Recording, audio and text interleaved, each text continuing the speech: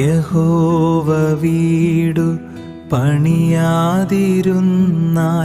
പണിയുന്നവർ വൃഥാ അധ്വാനിക്കുന്നു.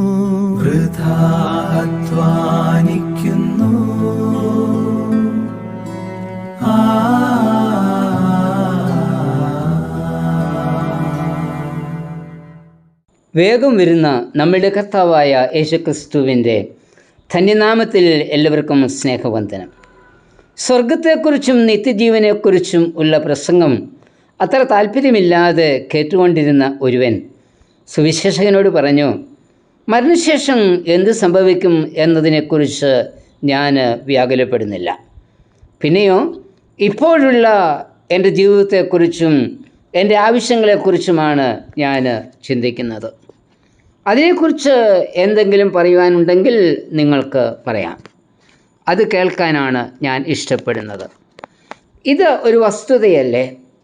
ദൈനംദിന ജീവിതത്തിൽ തൻ്റെ വഴികൾ എത്രമാത്രം അനുഗ്രഹമാകും എന്നറിയുവാനാണ് എല്ലാവരും താല്പര്യപ്പെടുന്നത്. എന്നാൽ ശലോമോൻ തൻ്റെ ജീവിതവും തൻ്റെ ആവശ്യങ്ങളും ദൈവവുമായി ബന്ധപ്പെടുത്തി പറയുന്നത്, യഹോവ വീട് പണിയാതിരുന്നാൽ പണിയുന്നവർ വൃഥാ അധ്വാനിക്കുന്നു, യഹോവ പട്ടണം കാക്കാതിരുന്നാൽ കാവൽക്കാരൻ വൃഥാ ജാഗരിക്കുന്നു. സങ്കീർത്തനം 127:1.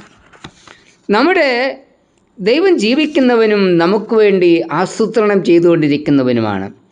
നമ്മുടെ ജീവിതത്തിൻ്റെ എല്ലാ തലങ്ങളെക്കുറിച്ചും ദൈവത്തിന് പദ്ധതികൾ ഉണ്ട്. നമ്മുടെ കുടുംബത്തിന് വേണ്ടിയുള്ള ദൈവിക പ്ലാൻ ഏറ്റവും ഉന്നതമാണ്. കുടുംബം ദൈവം നൽകുന്ന ദാനമാണ്. കുടുംബങ്ങൾ അനുഗ്രഹിക്കപ്പെട്ടിരിക്കണം എന്നത് ദൈവത്തിൻ്റെ ഇഷ്ടമാണ്. എന്നാൽ കുടുംബത്തെക്കുറിച്ച് നാം എന്താണ് ചിന്തിക്കുന്നത്? ചിലരുടെ ഭവനങ്ങൾ ഹോട്ടൽ പോലെയാണ്. പലർക്കും കുടുംബം എങ്ങനെ മുൻപോട്ട് കൊണ്ടുപോകണമെന്ന് അറിഞ്ഞുകൂടാ. ഒരിക്കൽ കുറ്റം ചെയ്ത ഒരു 12 വയസ്സുകാരനെ ജഡ്ജിയുടെ മുൻപിൽ എത്തിച്ചു. നിസ്സാരവേളയിൽ ജഡ്ജി കുട്ടിയുടെ അമ്മയോട് ചോദിച്ചു, നീയും ഭർത്താവും ധാർമ്മിക മൂല്യങ്ങൾ കുട്ടിയെ പഠിപ്പിച്ചുവോ? അവനെ എപ്പോഴെങ്കിലും വേദപാഠം പഠിക്കുവാൻ അയച്ചിട്ടുണ്ടോ? മാതാവ് പറഞ്ഞു, ഞങ്ങൾ ഒരു പുതിയ വീട് പണിയുന്നതിനിടയിൽ ഇതിനൊന്നും സമയം കിട്ടിയില്ല. പണിയിൽ ഞങ്ങൾ ബദ്ധശ്രദ്ധരായിരുന്നു. അതുകൊണ്ട് പള്ളിയിൽ പോകുന്നതിനോ പ്രാർത്ഥിക്കുന്നതിനോ സമയമുണ്ടായിരുന്നില്ല.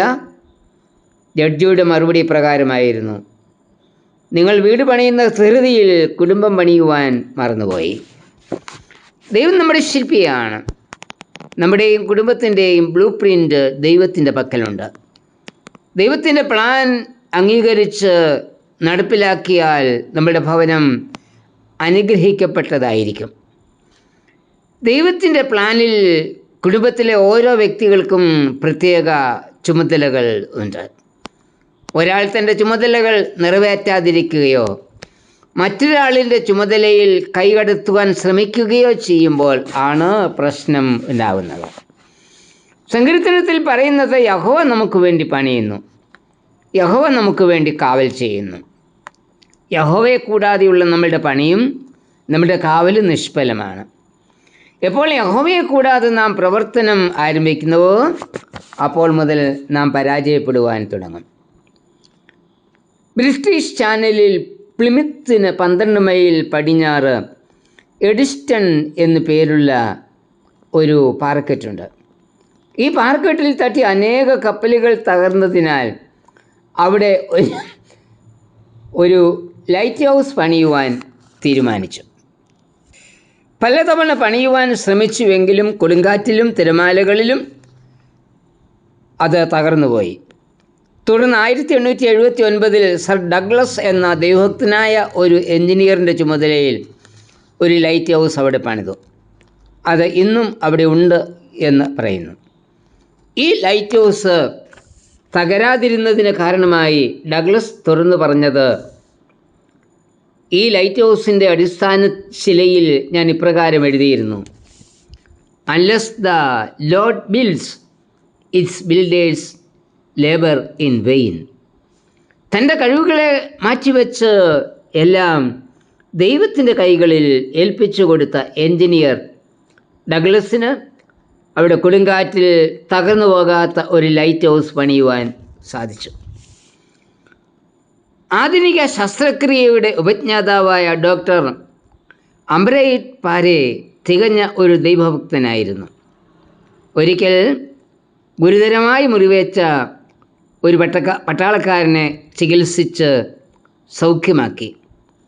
സൗഖ്യം പ്രാപിച്ച പട്ടാളക്കാരൻ ഡോക്ടർക്ക് നന്ദി പറഞ്ഞപ്പോൾ ഡോക്ടർ ഇങ്ങനെ പറഞ്ഞു: ഞാൻ നിൻ്റെ മുറിവുകൾ കെട്ടുക മാത്രമേ ചെയ്തുള്ളൂ. ദൈവമാണ് നിന്നെ സൗഖ്യമാക്കിയത്. സൗഖ്യം ദൈവം നൽകുന്നു. അതെ, പണിയും കാവലുമെല്ലാം ദൈവത്തിൻ്റേതാണ്. ഇന്ന് നമ്മുടെ കുടുംബങ്ങളും നമ്മുടെ വിശ്വാസ ജീവിതവും ഈ വിധത്തിൽ ആയിരിക്കണം. എല്ലാം ദൈവഹിതത്തിന് ഏൽപ്പിച്ചു കൊടുക്കണം.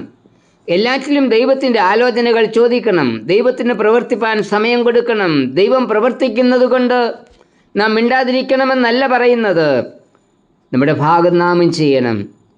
നാം പ്രവർത്തിക്കുകയും പണിയുകയും വേണം. എന്നാൽ നമ്മുടെ ആത്യന്തികമായ ആശ്രയം ദൈവത്തിലായിരിക്കണം. അപ്പോൾ മാത്രമേ നമുക്ക് വിജയം വരിക്കുവാൻ കഴിയൂ. കർത്താവേ, നിൻ്റെ നിയന്ത്രണത്തിലും ഹിതത്തിലും പണിയപ്പെടുവാൻ തക്കവണ്ണം ഞാൻ എന്നെ തന്നെ പൂർണ്ണമായി സമർപ്പിക്കുന്നു. ആമേൻ.